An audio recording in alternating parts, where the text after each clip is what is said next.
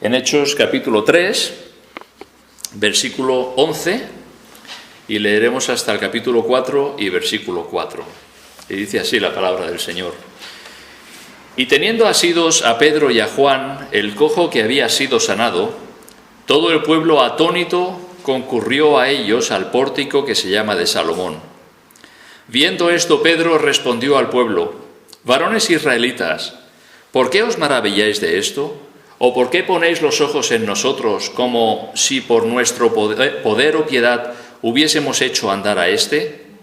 El Dios de Abraham, de Isaac y de Jacob, el Dios de nuestros padres, ha glorificado a su Hijo Jesús, a quien vosotros entregasteis y negasteis delante de Pilato, cuando éste había resuelto ponerle en libertad.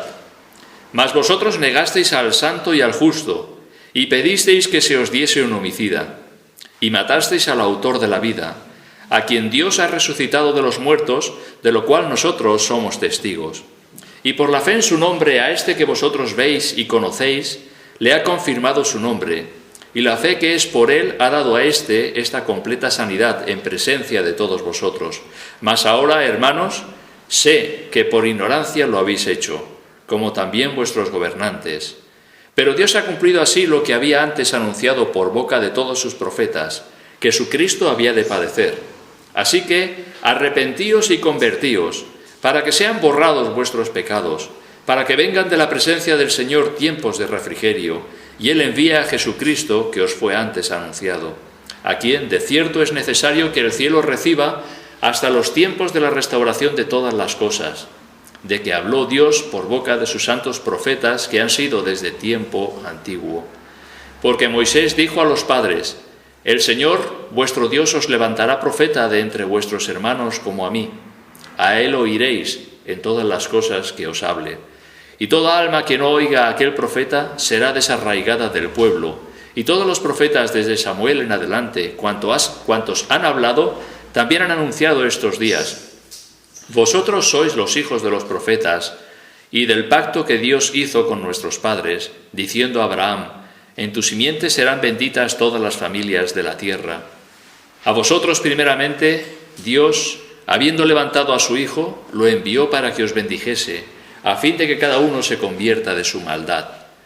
Hablando ellos al pueblo, vinieron sobre ellos los sacerdotes con el jefe de la guardia del templo y los saduceos, resentidos de que enseñasen al pueblo y anunciasen en Jesús la resurrección de entre los muertos, y les echaron mano y los pusieron en la cárcel hasta el día siguiente, porque era ya tarde.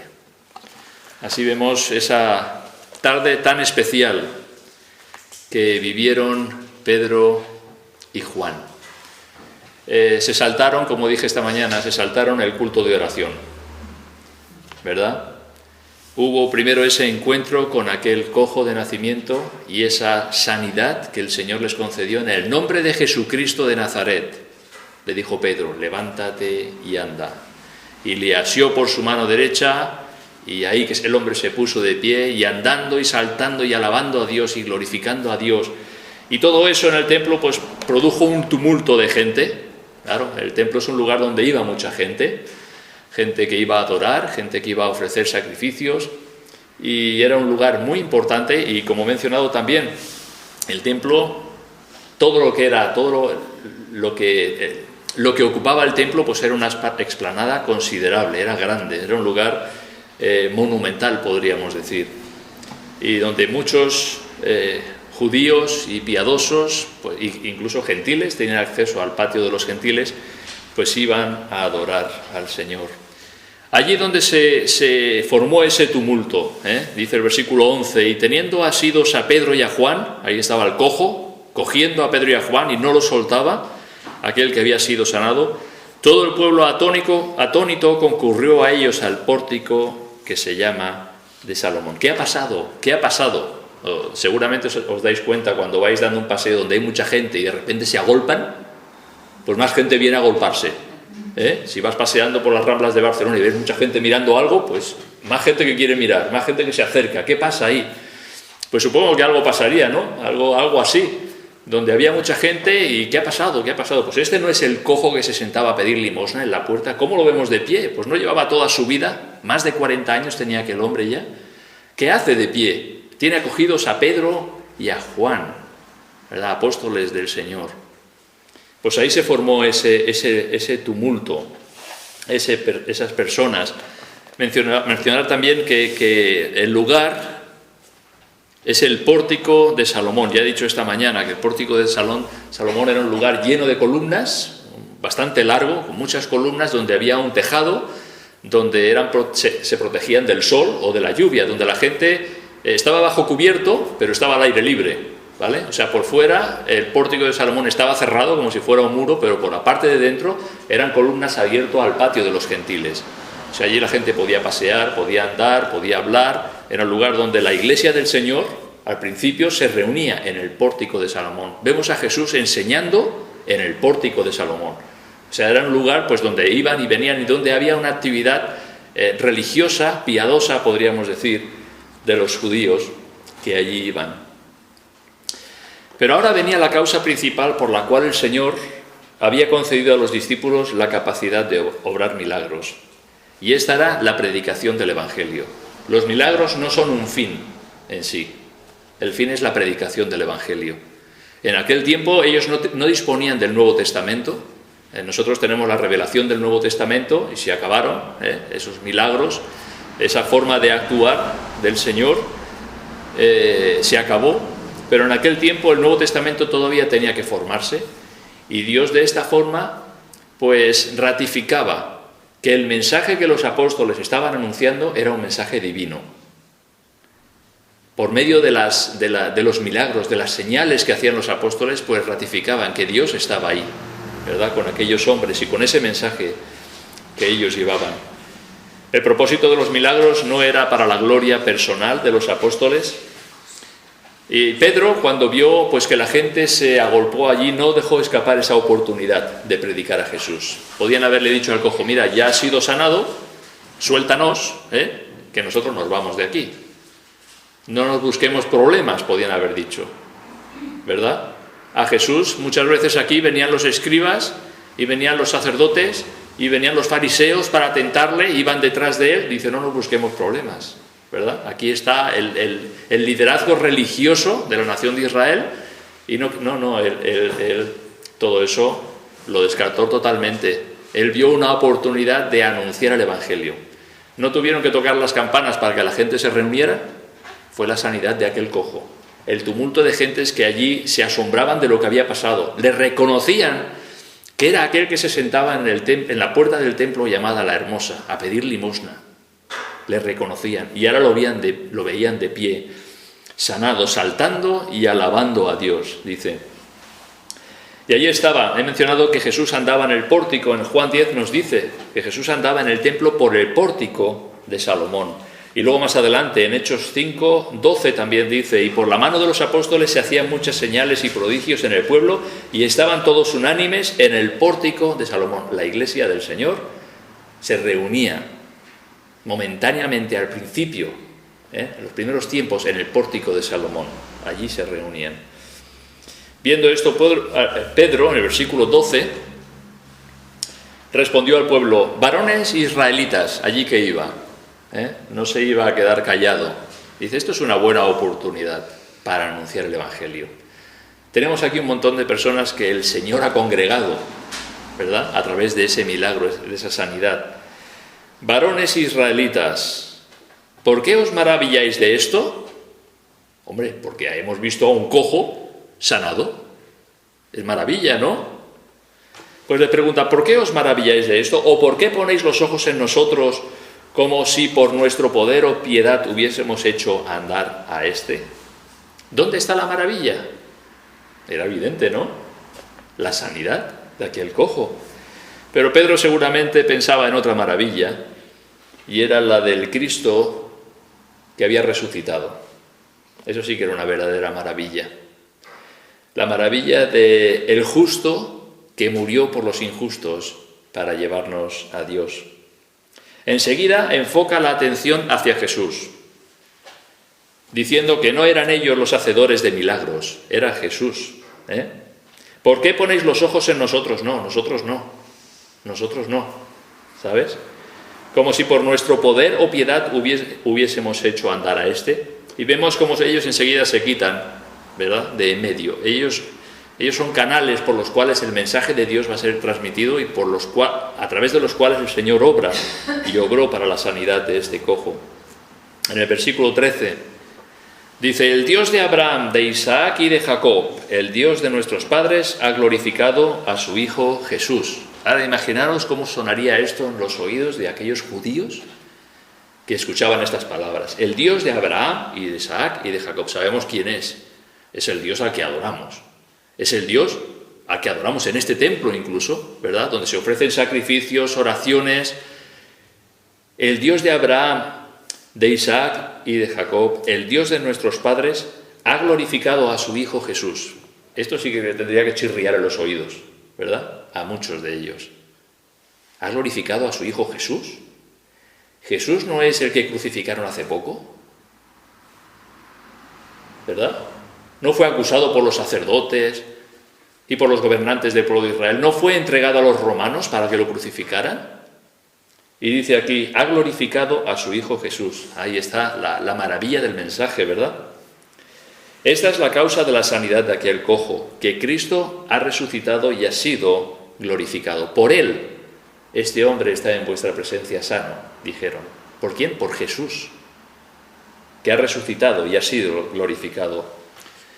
El Dios de Israel ha dado testimonio de que Jesús de Nazaret es el Mesías prometido, y la resurrección es evidencia de ello. Es cierto que Israel rechazó a Jesús, pero la resurrección es una evidencia.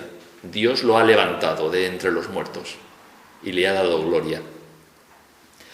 En el versículo 13 también, la segunda parte, dice: a quien vosotros entregasteis y negasteis delante de Pilato cuando éste había resuelto ponerle en libertad. Ahora es cuando Pedro lanza unas palabras duras que debían de producir una convicción de pecado. Si alguien que tiene un sistema de evangelización, pues primer punto esto, ¿no? Dios te ama y tiene un plan maravilloso para ti, etcétera, etcétera, leyera la forma en que Pedro predicó, le suspendería. Pedro lo suspendería. Dice: no, hombre, tú tienes que hablarles del amor de Dios, ¿verdad? ¿Y qué les dice? A quien vosotros entregasteis y negasteis delante de Pilato cuando éste había resuelto ponerle en libertad. Les está acusando. No les está diciendo: Dios te ama y tiene un plan maravilloso para tu vida. Les está diciendo: Dios ha glorificado a su Hijo Jesús, a quien vosotros entregasteis y negasteis delante de Pilato cuando éste había resuelto ponerle en libertad. Y son unas palabras duras. Recordemos que no hacía mucho. ¿Cuánto podría hacer? Jesús había muerto en la Pascua, habían pasado 50 días, llegó Pentecostés, había venido el Espíritu Santo del Señor. Vemos en el capítulo 2 del libro de los Hechos Pedro anunciando el Evangelio, y estamos en el capítulo 3. Mucho tiempo no había podido pasar. 50 días hasta Pentecostés. ¿Cuánto tiempo pasó más? No lo sé, no lo dice la Escritura, pero no mucho, ¿verdad? No mucho. Y les da esas palabras que debían de producir convicción de pecado. Vosotros habéis entregado y negado delante de Pilato, el gobernador de Judea, a Jesús, cuando éste había resuelto poner en libertad. Y es interesante, cuando ven los evangelios y todo el relato de Jesús, la entrevista que tuvo Jesús, o el interrogatorio que tuvo Jesús o Pilato con Jesús, vemos como Pilato sale varias veces: yo no hallo delito en él, ¿verdad? Y crucifícale, es digno de muerte, los fariseos, los sacerdotes, y le volvía a hacer otras preguntas y salía y dice: yo no hallo delito en él. Y por 3 ocasiones, si no recuerdo mal, Pilato decía: ¿a vuestro rey he de crucificar? ¿Verdad? Cuando Pilato había resuelto ponerle en libertad. Habéis rechazado al Mesías prometido, es lo que Pedro les está diciendo.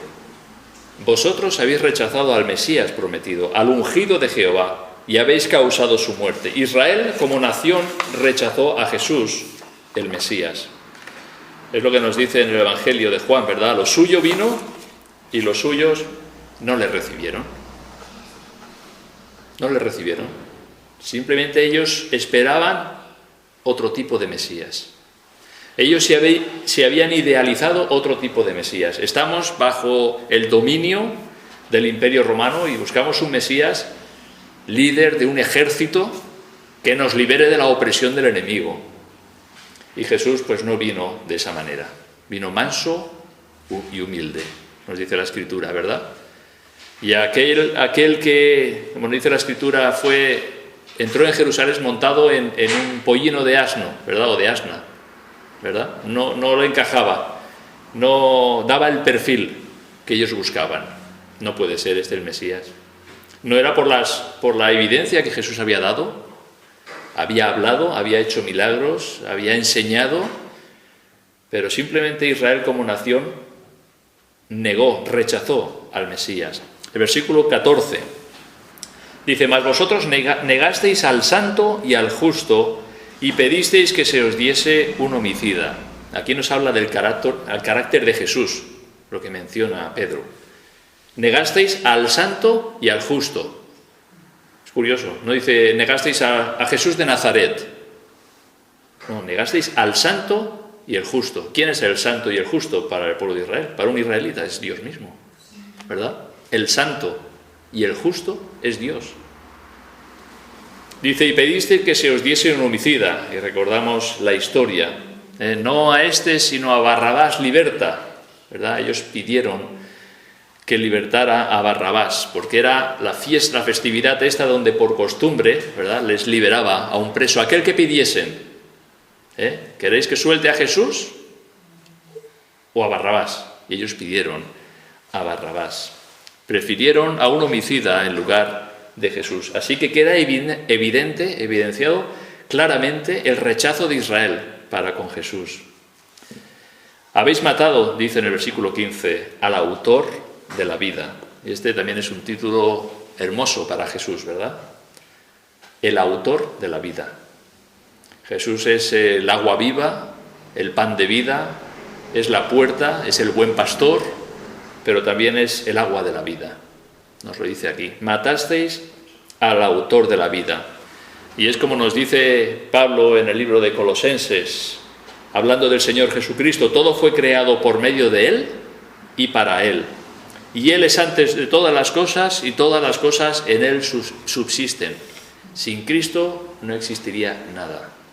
Todo fue creado por medio de Él y para Él. Él es antes de todas las cosas y todas las cosas subsisten, todavía tienen vida gracias a Él. Dios ha resucitado de los muertos y ha glorificado a aquel a quien vosotros habéis rechazado, negado y entregado a la muerte. Estas son las palabras que les está diciendo. Eran palabras duras. Eran palabras duras. Y los evangelios, ya he mencionado, nos narran de una manera muy enfática ese rechazo que Jesús sufrió de parte de la nación de Israel y cómo el propio pueblo de Israel, de los judíos, lo entregaron a los romanos para que lo crucificaran. Israel estaba bajo el dominio del Imperio romano y ellos no tenían la capacidad de juzgar a nadie para condenarle a muerte. De ahí la insistencia, ¿verdad?, de los sumos sacerdotes y gobernantes de Israel para que el poder político, que era Roma, aplicara la pena de muerte a Jesús, porque según ellos había blasfemado, diciendo ser Hijo de Dios. ¿Y cómo acaba el versículo 15? Dice: a quien Dios ha resucitado de los muertos, de lo cual nosotros somos testigos. Nosotros somos testigos de la resurrección. Durante 40 días Jesús se apareció a sus discípulos. Y nos dice Lucas que era algo irrefutable, ¿verdad? Era algo irrefutable, era algo claro, evidente, que Jesús se había aparecido a sus discípulos. Y aún Pablo nos menciona que en una ocasión se apareció a más de 500 discípulos a la vez. O sea, era evidente que Jesús había resucitado. No lo había visto uno, no lo había visto dos, no lo habían visto tres, lo habían visto muchos discípulos que habían creído en el Señor. Este era el mensaje del Evangelio por excelencia. Si quitas la resurrección del Señor Jesucristo, te quedas sin Evangelio. ¿Qué predicas? ¿A un Jesús que murió y que lo sepultaron? ¿verdad? La exclusividad del Evangelio es que Cristo resucitó de entre los muertos. Y eso es lo que da la ratificación divina al Evangelio. Eso es lo que da el poder. Aquellos discípulos, ¿verdad? Dice, recibieron el Espíritu Santo y con poder daban testimonio ¿de qué? De la resurrección del Señor Jesucristo. Está todo en el libro de los Hechos. Cada vez que se predica el Evangelio, ¿qué es lo que aparece? Que Cristo ha resucitado. Cristo ha muerto por nuestros pecados y ha sido resucitado para nuestra justificación. Pero la primera parte del Evangelio les es ofensiva a muchas personas.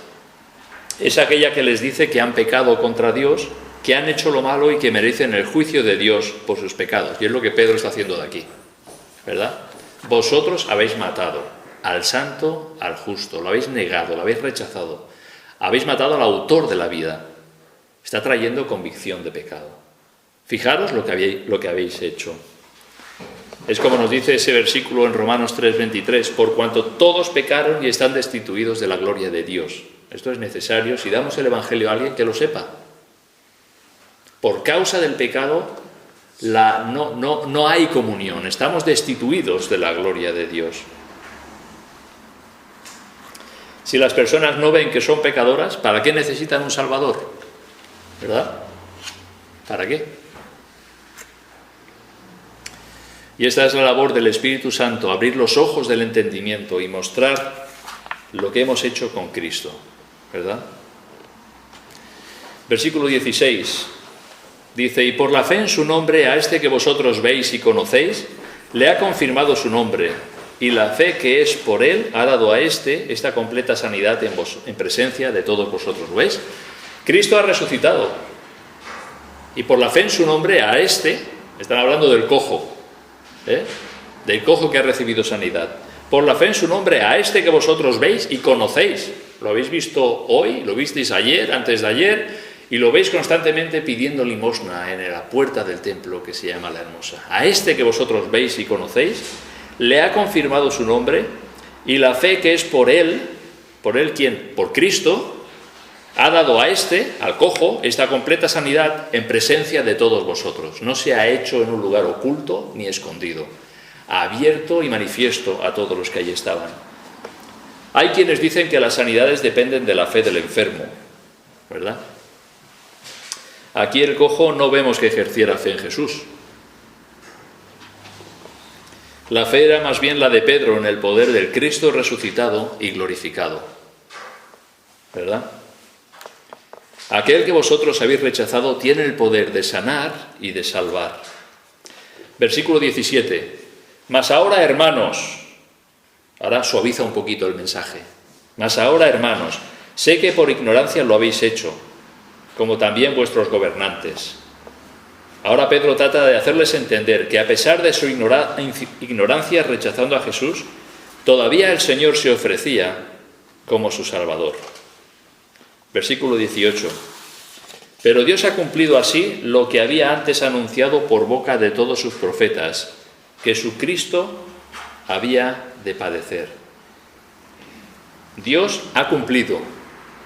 Subrayamos eso. Lo habéis rechazado, lo habéis entregado, ha sido llevado a la muerte. Dice, por ignorancia lo habéis hecho, como también vuestros gobernantes. Crucifícale, crucifícale, ¿verdad? Pedían. Pero dice, Dios ha cumplido así lo que antes había anunciado por boca de todos sus profetas, que su Cristo había de padecer. Es interesante notar que aquello que hicieron para deshacerse de Jesús estaba cumpliendo los planes divinos. Es interesante, ¿verdad?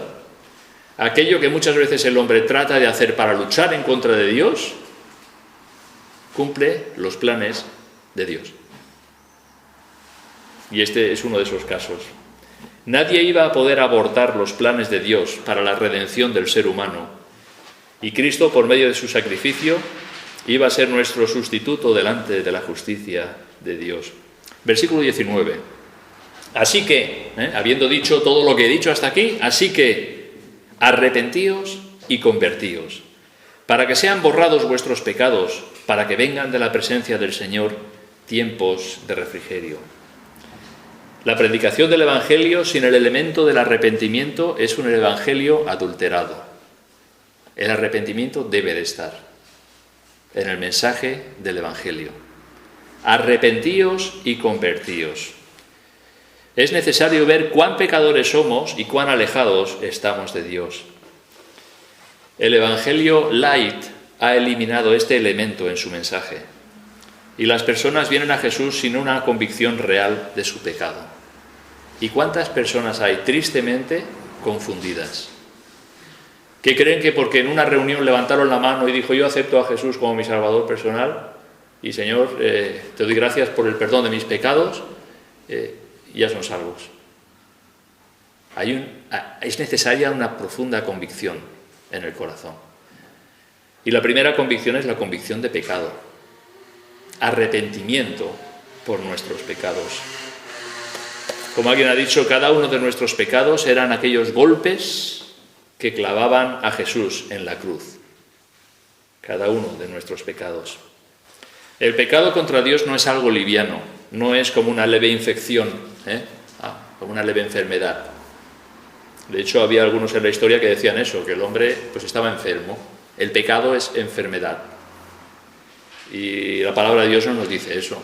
La palabra de Dios nos dice, no enfermos, sino que estáis muertos en vuestros delitos y pecados. No es una leve enfermedad. Tú no puedes colaborar con Dios para sanar de tu enfermedad. Estás muerto en delitos y pecados. Entonces necesitamos arrepentirnos de nuestros pecados y convertirnos. En Isaías dice, desde la planta del pie hasta la cabeza no hay en él cosa sana, sino herida, hinchazón y podrida llaga. El ser humano no tiene una pequeña infección, está totalmente contaminado por causa del pecado y tiene la necesidad de conocer cuál es su estado delante de Dios. Romanos 3:23 también, todos sabemos, por cuanto todos pecaron y están destituidos de la gloria de Dios. Todos. Estamos separados de Dios por causa del pecado. Pedro, después de mostrarles su pecado, les llama al arrepentimiento y conversión. Arrepentimiento por el pecado y conversión nos habla de un cambio de rumbo en la vida.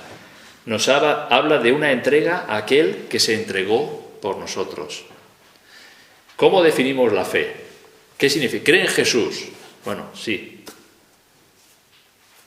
Pero ¿cómo? ¿Qué? ¿Verdad? A veces nos es difícil decir, bueno, yo estaba pensando, ¿cómo puedes definir qué es confiar en Jesús? ¿Qué es creer en Jesús? Y me vino la ilustración como si saltaras al vacío. Tú saltas al vacío. Imagínate, estás en una montaña donde hay uno de estos precipicios tremendos. Tú saltas al vacío. En cierta forma es algo así. Tú confías en el Señor. Cuando estás cayendo por ese precipicio, no tienes nada a lo que agarrarte, ¿verdad? Tú allí estás cayendo. Y la vida del cristiano es una vida de confianza en el Señor. No solamente para la salvación, sino también a lo largo de nuestras vidas. Confío en el Señor. Hay personas que parece que sí han saltado al vacío, pero han dejado una cuerda al lado, ¿verdad? Y cuando la cosa se pone fea, yo me agarro la cuerda y tiro para arriba. Eso no es una verdadera conversión, ¿verdad? Ha dejado de confiar, no es una verdadera conversión. Confiamos en el Señor cuando nos dejamos completamente a Él. Alguien lo describió como deja de luchar con Dios. O sea, el Señor ha vencido. Deja de luchar con Dios, deja de guerrear con Dios. Simplemente es confiar en Él. Es que estamos en ese salto y ese salto acabará cuando el Señor nos recoja y nos lleve a su gloria. Si en medio de la caída buscamos dónde agarrarnos, mala cosa, ¿verdad? Estamos dejando de confiar en el Señor. Es una ilustración muy simple, ¿no? Pero es confiar totalmente en el Señor. Es que no tengo una cuerda a mi lado a la que me pueda agarrar, yo confío en el Señor. Y confío que cuando llegue abajo de este vacío, al final de mis días, pues el Señor me va a recoger, ¿verdad? En su gracia.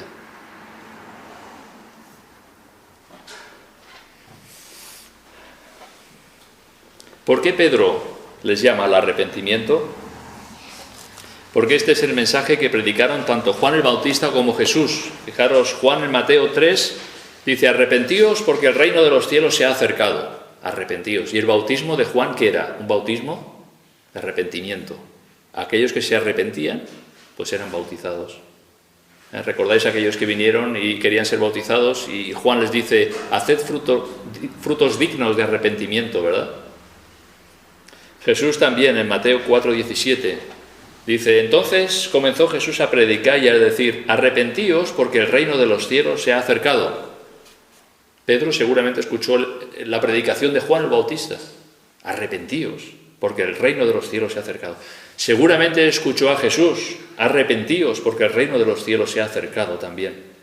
Y Pedro no solamente lo usó en este capítulo, en esta ocasión, en el capítulo anterior también, capítulo 2 y versículo 38, fijaros que dice Pedro, esto es en Pentecostés: Pedro les dijo: arrepentíos y bautícese cada uno de vosotros en el nombre de Jesucristo para perdón de los pecados y recibiréis el don del Espíritu Santo.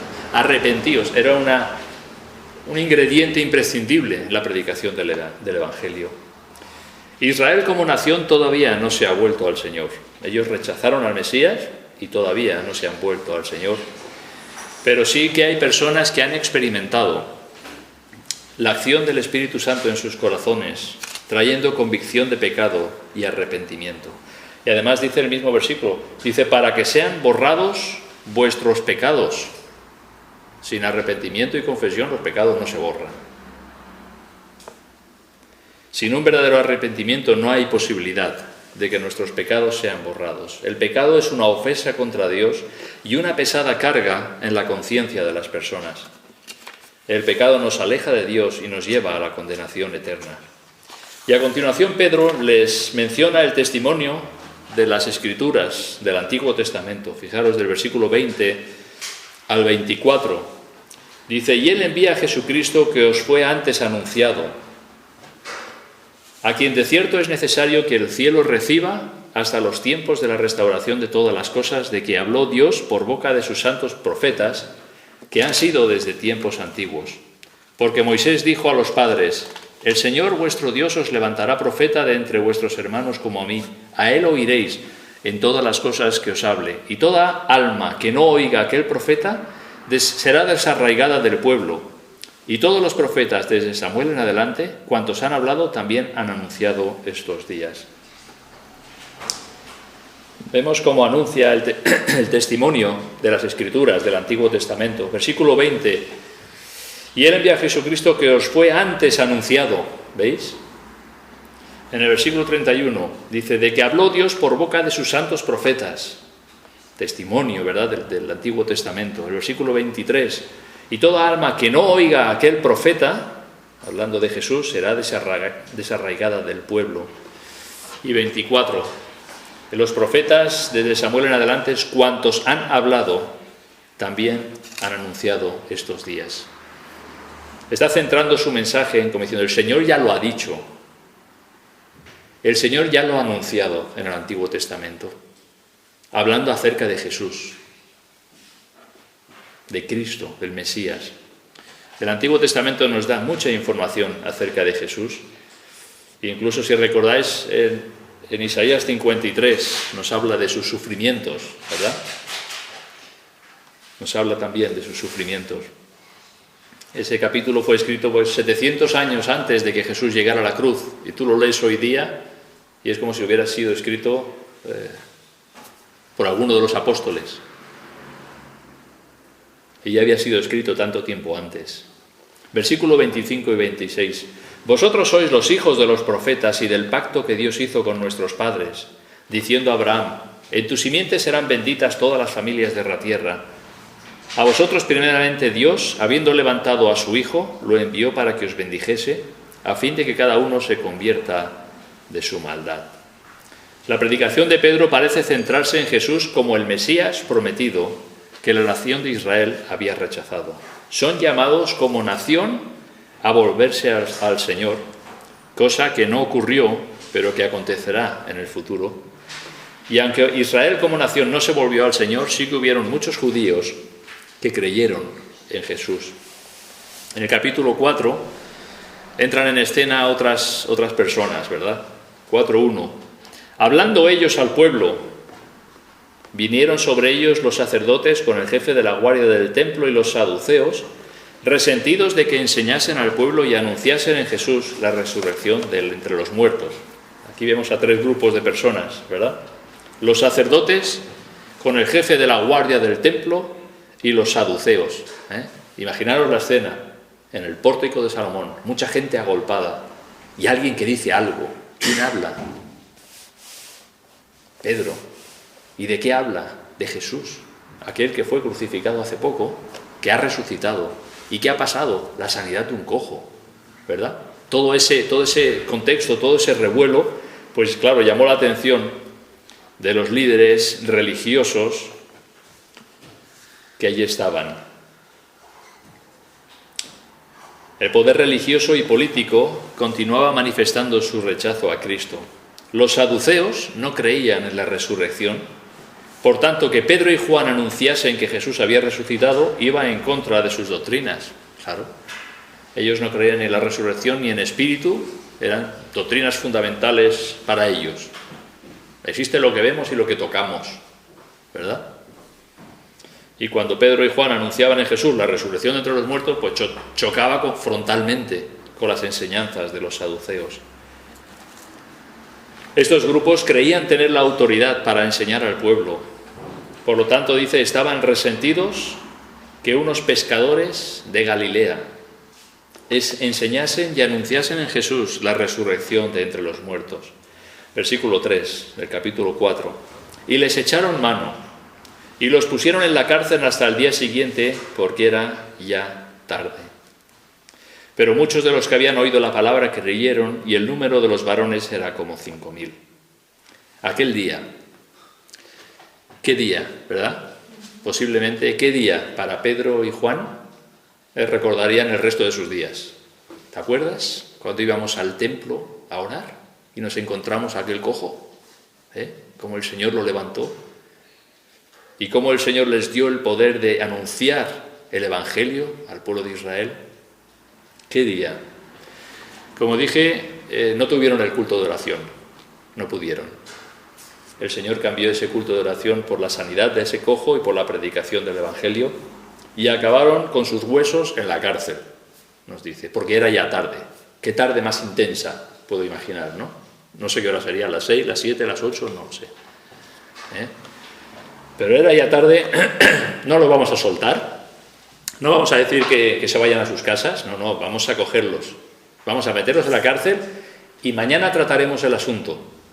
Mañana vamos a hablar, a ver qué ha pasado y por qué están enseñando, con qué autoridad están enseñando el nombre de Jesús. ¿Qué día? Un hombre cojo fue sanado, una multitud escuchó que Jesús era el Cristo y que había resucitado. Y aquel día hubo una preciosa cosecha. Dice, muchos de los que habían oído la palabra creyeron, muchos. Y el número de los varones era como 5,000. Ahora, hay quien dice que estos 5,000 se convirtieron aquí. Hay quien dice que no, que en Pentecostés se convirtieron 3,000 y aquí se convirtieron otros 2,000. Entonces sumaban todos 5,000. No vamos a entrar en discusiones. Muchos creyeron en el Señor. Lo que sí está claro que en este pasaje está hablando de hombres solamente, sin contar ni mujeres ni niños.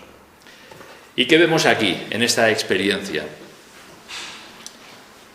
Vemos aquellas palabras de Jesús: yo edificaré mi iglesia. Yo edificaré mi iglesia. Comenzó a hacerlo el Señor en Pentecostés, donde 3,000 creyeron. Continuó haciéndolo aquí, en el pórtico de Salomón, en la puerta llamada la Hermosa del templo, donde creyeron muchos, 5,000, 2,000, pero muchos creyeron. Y el Señor continúa edificando su iglesia por medio de la predicación del Evangelio. Y la sanidad del cojo tan solo fue el preludio de la predicación. Nosotros cantamos himnos y tocamos el piano y escuchamos música antes de la predicación. Ellos sanaron a un cojo, ¿verdad? Antes de la predicación. Fue el preludio de la predicación. Y vemos al Señor edificando su iglesia y cumpliendo aquellas palabras que Jesús les había dicho: seréis testigos en Jerusalén, en toda Judea, en Samaria y hasta lo último de la tierra. Y vemos ahora cómo se centra todo en Jerusalén, en el corazón de la nación de Israel, ¿verdad? En el lugar más sagrado que hay, en el templo. Y allí comienzan a dar testimonio claro y poderoso del Señor Jesucristo. A pesar de la oposición, podríamos decir que fue la primera oposición clara para los apóstoles, para los discípulos, el hecho de que los cogieron y los metieron en la cárcel. Y no vamos a verlo hoy, pero quizás en otra ocasión ya lo seguiremos viendo. A la cárcel fueron a parar no solamente Pedro y Juan. ¿Quién fue también? A ver. Pedro, Juan y el cojo. No se fue a su casa el cojo. No se fue a su casa el cojo. No. Era la prueba. La sanidad del cojo era la prueba. Y más adelante los llaman y los traen. Y ya lo veremos, ¿no? Pero allí estaba el cojo también. No se fue a su casa. No sabemos si voluntaria o involuntariamente. Pero el cojo se fue a parar a la cárcel con Pedro y con Juan. Pero es Pero es interesante ver de la manera que el Señor, ¿verdad?, ha ido obrando y cómo iba edificando su iglesia y añadiendo a aquellos que habían de ser salvos. Y el Señor añadía cada día a la iglesia a aquellos que habían de ser salvos. La obra del Señor, a través del Espíritu Santo, por medio de los apóstoles y por medio de la predicación del Evangelio, edificando su iglesia. Y en el año en el que estamos, pues el Señor continúa edificando a su iglesia y tocando corazones por medio de la palabra, por medio de la predicación, por medio de su Espíritu Santo, trayendo convicción de pecado imprescindible para venir a la salvación y conversión sincera. Personas que realmente estén dispuestas a entregarse al Señor en su totalidad, a saltar a ese vacío, como mencionaba, sin esa cuerda de seguridad que me agarre.